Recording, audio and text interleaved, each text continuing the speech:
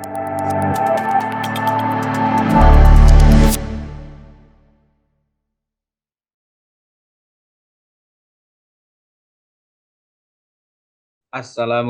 warahmatullahi wabarakatuh. Selamat datang kembali di Netsco Academy Channel. Pada kesempatan kali ini kita akan melanjutkan pembahasan kita mengenai konsep dasar keselamatan dan kesehatan kerja. Video ini merupakan video kelima dari rangkaian materi konsep dasar keselamatan dan kesehatan kerja yang akan dibahas langsung oleh Bapak Hirman Karim. Baiklah, silahkan Pak Hirman untuk melanjutkan materinya. Silakan. Oke, terima kasih Mas Asif. Kita teruskan video yang kelima, bagian dari konsep dasar keselamatan dan kesehatan kerja. Ya, jadi kita harus menyinggung dasar ini seperti safety first, safety culture. Jadi keselamatan itu yang utama dan menjadi budaya kita, keselamatan untuk di Indonesia. Sedangkan safety itu mempunyai aspek keterlibatan orang di sekitar kita agar full dan powerful dan sangat kuat untuk disampaikan, untuk diterapkan, dan untuk membuat segala pihak selamat.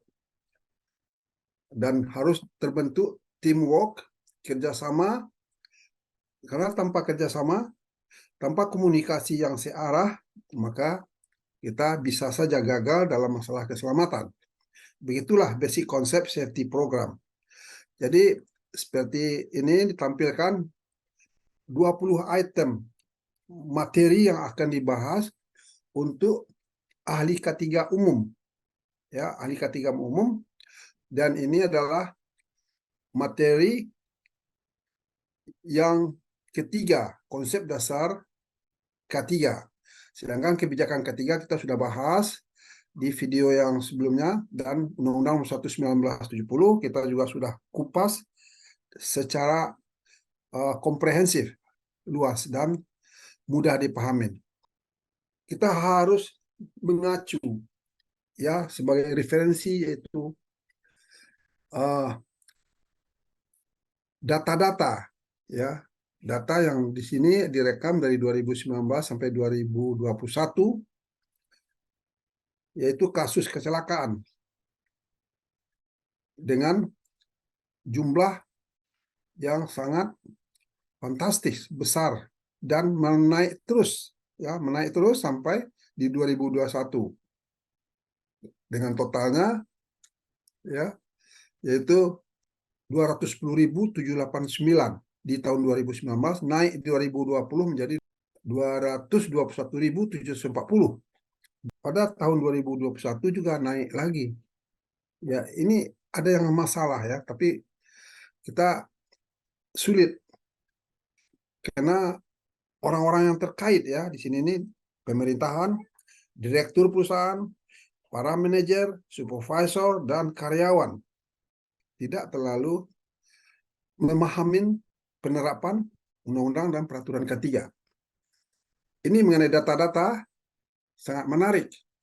Ya, ada di 3 lokasi, maksudnya di sini nih lalu lintas, dalam tempat kerja, dan di luar lingkungan kerja. Ya, 3 tempat.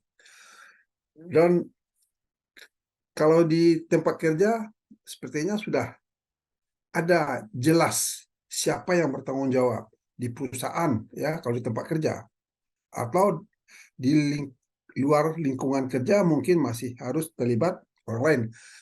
Tapi yang hijau, yang lalu lintas ini agak sulit. Maka penting dipahami di sini ya. Yang hijau yang kecelakaan lalu lintas yang sangat besar pengaruhnya, besar kerugian yang ditimbulkan, kecelakaan beruntun misalnya juga. Di sini kita lihat kan ada kontrol administratif yang harus diterapkan, yaitu pelatihan defensive driving. Defensive driving ya, untuk dari 2021 yang menonjol kali kecelakaan di jalan raya. Tentu perlu kecelakaan lalu lintas warna hijau ini perlu diterapkan training sebagai kontrol administratif, yaitu defensive driving training. Ya, sangat dibutuhkan bagi karyawan-karyawan di perusahaan khususnya. Jadi bahaya seperti yang selalu kita bilang, karena kita membahas konsep dasar keselamatan dan kesehatan kerja, maka tidak bisa terlepas dari bahaya yang harus kita kenali dari awal. Fisik, elektrik, panas, fire, atau chemical, kimia, dan biologi, atau ergonomi. Ya, ergonomis. Kita nilai risiko dari bahaya tersebut, apakah tinggi, sedang, atau rendah. Dan kita terapkan kontrol yang sesuai. Ada 6 jenis kontrol di sini. Secara hierarki harus kita kendalikan dengan kontrol ini secara hierarki. Ya, kalau hierarki berarti kalau bisa nomor 1, nomor 2, nomor 3, nomor 4, nomor 5, nomor 6. Ya, karena keefektifannya sangat berbeda. Oke, data-data yang perlu kita lihat di sini juga bagaimana meninggal 2.124 orang 2008. Ya, 2.144 di 2009, 1.965 orang meninggal di 2010. Ya, sangat mengkhawatirkan. Jadi terjadinya kecelakaan ini sederhana aja, akibat tidak mengenali bahaya. Ya, tidak mengenali bahaya dari sesuatu yang kita kerjakan, maka ya terjadilah kecelakaan. Dan dengan risiko yang meninggal. Ada yang cacat tetap risikonya 44, 42, 31. Ya, itulah masalah. Dan kompensasi ini 296, 40,40 miliar, 328,51 miliar, 358,45 miliar pada tahun 2010. Tidak ketolongan harga uang yang harus dibayarkan pada akibat dari kecelakaan.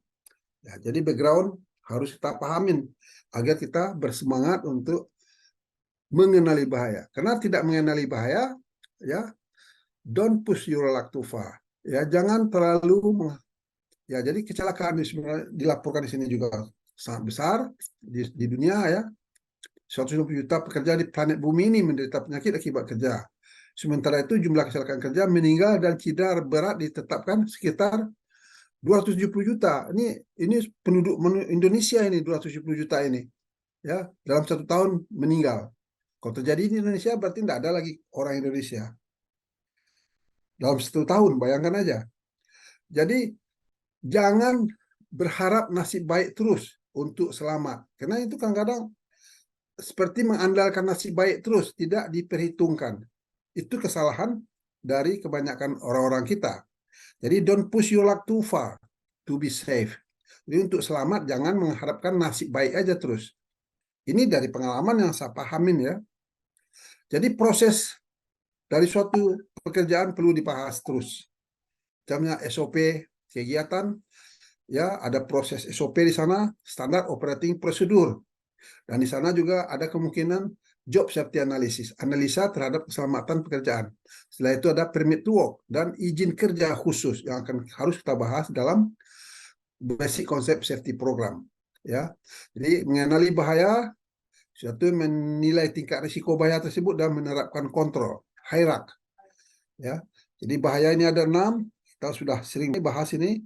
Sebab kalau selagi kita membicarakan basic concept safety program, ini tidak akan lepas. Hal ini haruslah singgung terus, ya, karena sangat terkait dengan materi konsep dasar keselamatan dan kesehatan kerja ini.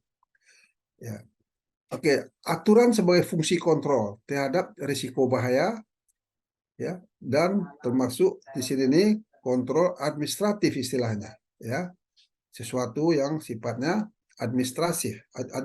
administratif gitu.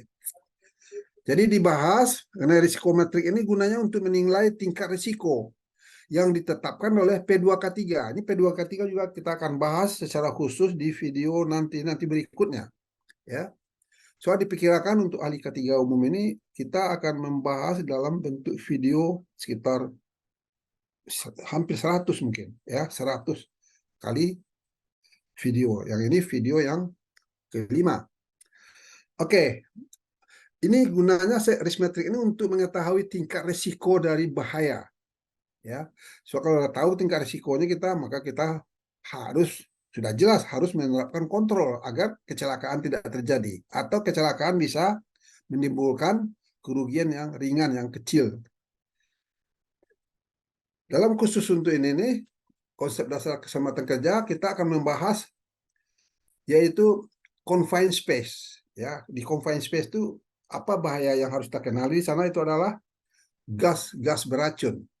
Ya, namun ini sekedar pengenalan aja sebagai perkenalan untuk konsep dasar keselamatan kerja bahwa ada confined space yang bahayanya sangat serius, gas dan ancaman meninggal ya bisa terjadi.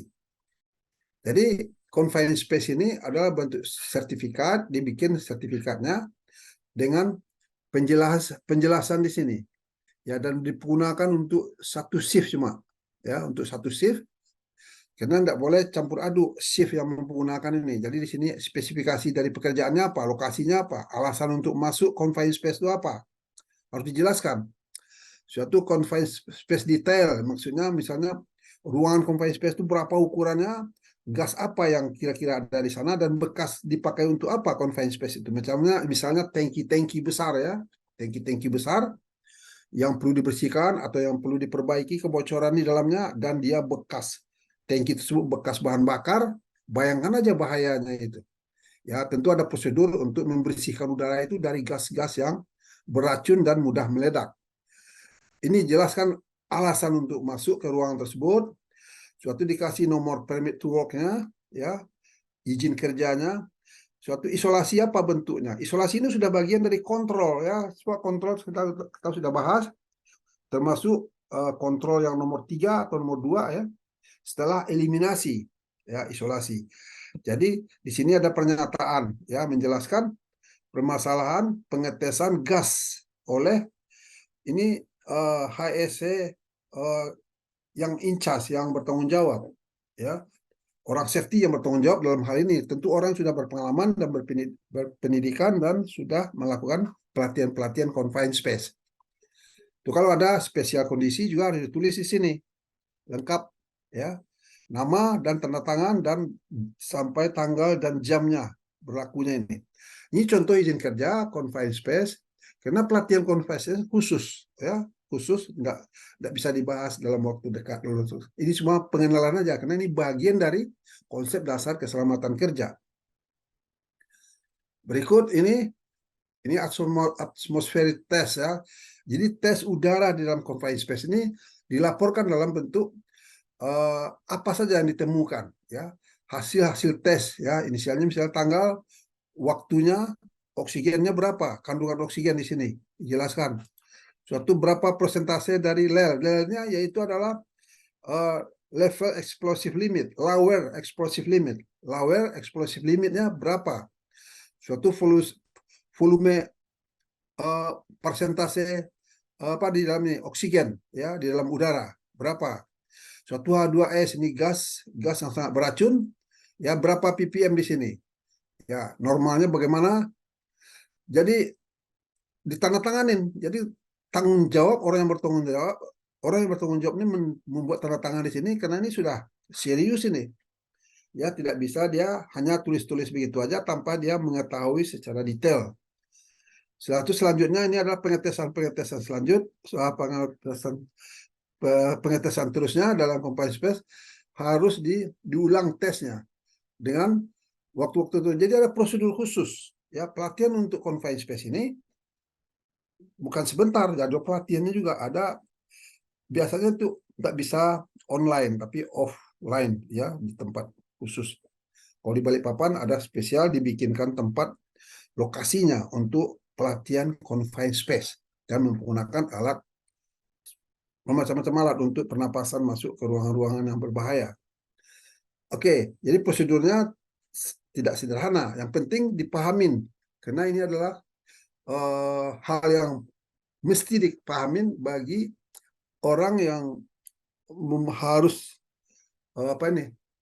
yang harus ada material konsep dasar keselamatan dan kesehatan kerja. Karena ini sudah bagian mengenai. Di contoh izin kerja confined space. Tidak sederhana. Ini yang disampaikan di kesempatan ini.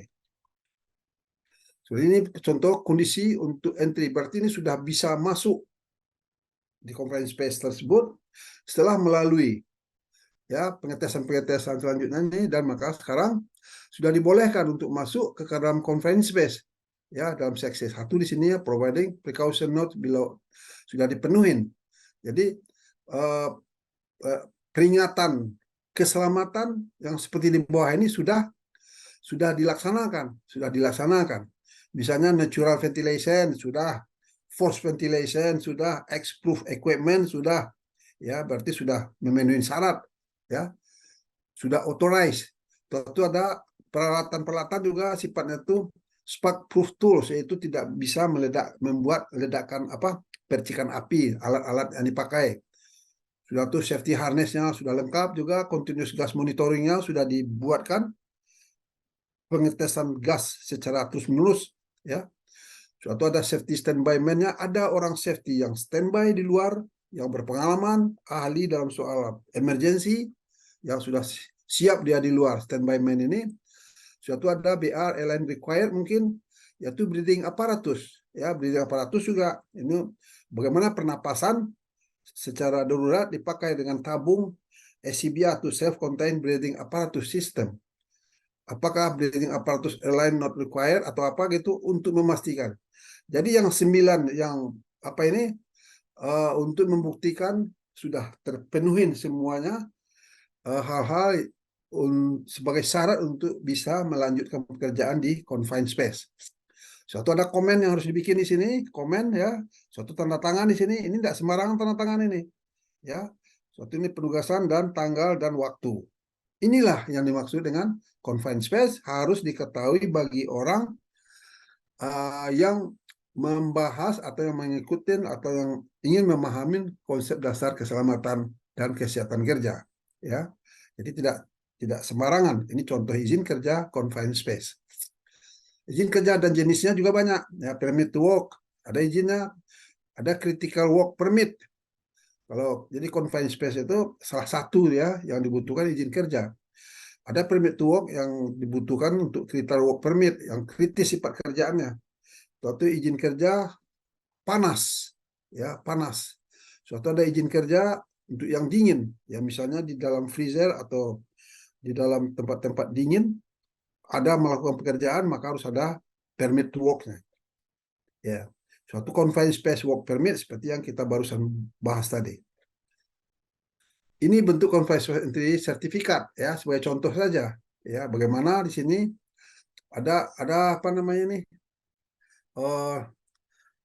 spesifikasi dari pekerjaan, misal lokasi, reason, hampir sama dengan yang kita bahas tadi ya. Itu isolasi, bagaimana melaksanakan isolasi, ya pelaksanaannya harus jelas di sini. Itu pengetesan pengetesan udara, ya, atmosferis, ya apa namanya ini, atmosfer gitu maksudnya, atmosfer test yang dilakukan oleh yang ditugaskan oleh orang safety yang ditugaskan, yang sudah pengalaman, sudah berpendidikan, sudah menjalankan authorized gas tester namanya. Authorized gas tester berarti dia sudah berwenang, punya sertifikat untuk mengetes gas-gas.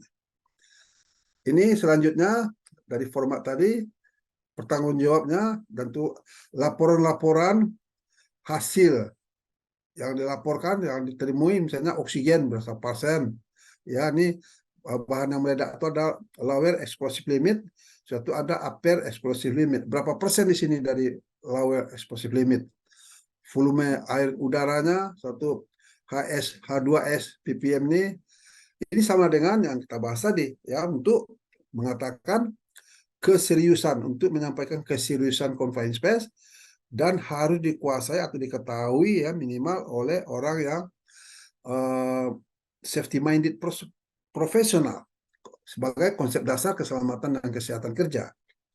Jadi punya apalah maksudnya di sini, punya pemahaman yang sesungguhnya Nah, ini bagian yang harus dikuasai oleh seseorang safety minded profesional, ya.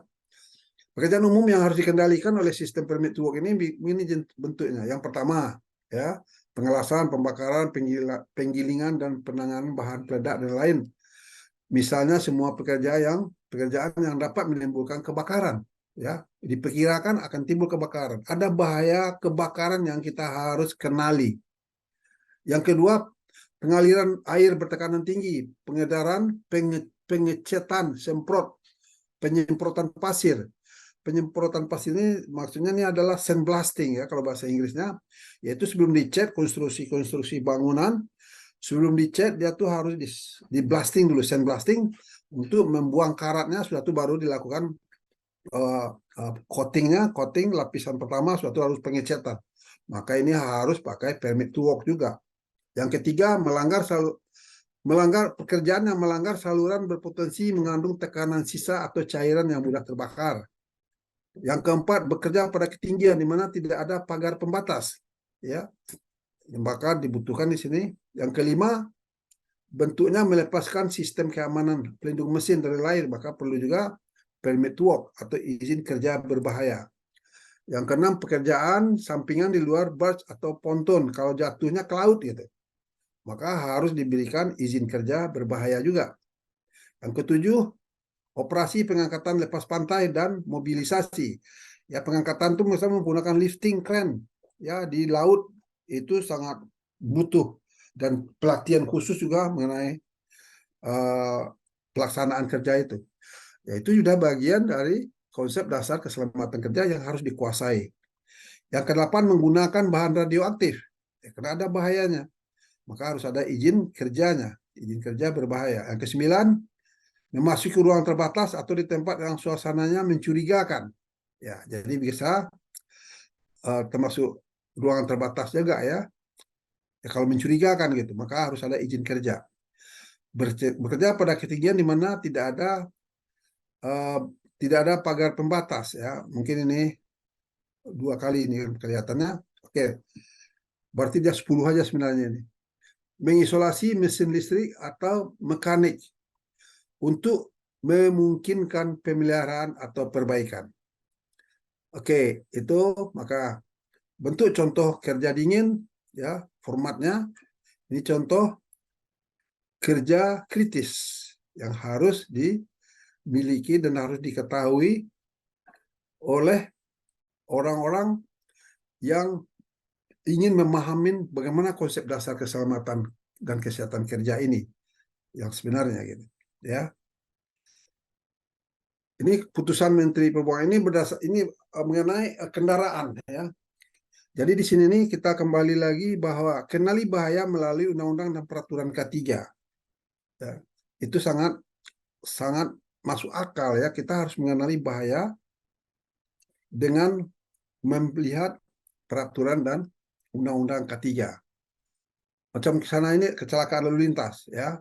Kecelakaan lalu lintas yang parahnya sekian, ya. Itu fatal. Jadi terjadilah di jalanan itu transfer of energy, ya, perpindahan energi, lebih besar energi yang dipindahkan, maka damage yang timbul juga akan lebih besar, ya. Jadi perpindahan energi. Jadi di sini apa yang dibutuhkan kontrolnya? Nah, ini pertanyaannya sekarang. Udah tahu kita bahaya, yaitu tabrakan yang beruntun lah, macam-macam, head to head collision, ya, tabrakan kepala, apa istilahnya, ya. Yang dibutuhkan itu adalah kontrol administratif, seperti yang kita sudah bahas dari awal, yaitu dengan defensive driving training, pelatihan. Karena training itu adalah kontrol administratif. Dan DDT, defensive driving training. Ya, ini sepertinya belum terlalu terbiasa orang-orang di Indonesia, di kita-kita ini.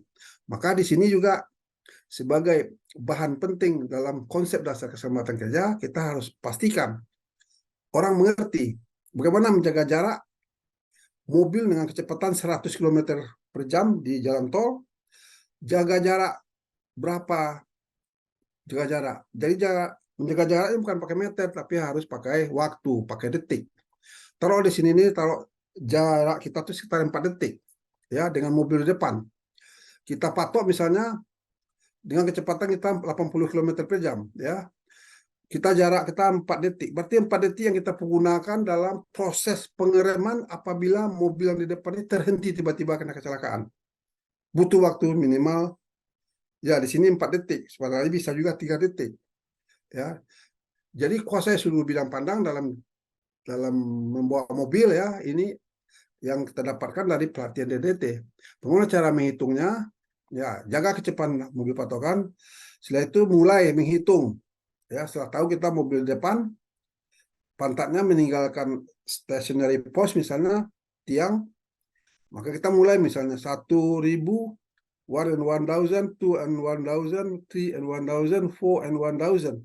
Jadi 4 detik kita sampai di tempat kita mulai menghitung patokan tadi, maka kita aman. Jadi kita punya waktu cukup untuk melakukan pengereman. Itu ringkasan dari apa yang kita sampaikan ini. Ya, karena 4 detik tadi misalnya ya, itu ada waktu yang dipakai untuk perception. Kita ingin mengerem, suatu reaksi kita mengerem, dan suatu sistem pengereman itu kerjanya bagaimana. Itu makan waktu 1 detik, 1 detik, 1 detik, dan sisanya 1 detik, sehingga aman. Ya, jadi kalau terlalu dekat ya berbahaya. Suatu mengenai listrik yang harus dipahami juga, yaitu konsep dasar keselamatan dan kesehatan kerja ini, yaitu listrik bisa sumber kebakaran. Ya, jadi akan dibahas secara detail pada video berikut nanti. Ya, K3 listrik. Ya, ini sudah bagian dari yang nomor 5 item dari 20 item tadi. Jadi K3 listrik akan kita bahas lebih lengkap. Ya, mengenai listrik sumber kebakaran itu bagaimana terjadinya kebakaran akibat listrik. Ini akan kita bahas secara detail pada nomor 5 dari 20 item yang kita sudah lihatkan di awal tadi. Ya, suatu penanggulangan kebakaran juga ya, bagaimana sifatnya akan dibahas secara detail pada video berikut ya. Yang tentu dalam hal ini ada pelatihan-pelatihan yang khusus terhadap kemungkinan kebakaran ya, tingkat mudah terbakar, bahan flammability, tingkat paparan nilai yang merah, yang biru, yang hijau. Jadi secara detail akan kita bahas pada video item 6, basic firefighting ya. Basic firefighting dari 20 item yang kita sudah sebutkan di awal tadi. Fire triangle juga ya. Bagaimana terjadinya api, ini kita bahas pada video berikut ya, yaitu dalam akan dibahas secara detail pada video berikut, basic firefighting ya, basic firefighting. Jadi ini nomor 6 dari 20 item yang kita akan kita bahas di dalam pelatihan untuk ahli K3 umum ini. Ya, oke. Fenomena kebakaran juga ini juga sama dengan statusnya. Ini akan kita akan adakan pembahasan khusus ya pada video berikut. Ya. Ini juga kontrol administratif ya, bentuknya basic fire ya. Oke, jadi itu yang kita bahas dalam kesempatan sekarang ini, dan kita akan lanjutkan dengan video-video seterusnya. Oke, terima kasih Mas Asif. Baik, terima kasih Pak Herman. Tadi sudah disinggung juga oleh Pak Herman beberapa judul yang akan kita bahas ya di video-video yang lain. Untuk itu, agar Bapak Ibu sekalian dapat mengikuti video-video tersebut, silahkan untuk subscribe channel kami agar tidak ketinggalan apa yang akan kita bahas nanti. Baik, mungkin untuk video kali ini kita cukupkan. Kita akan berlanjut di video-video yang lainnya.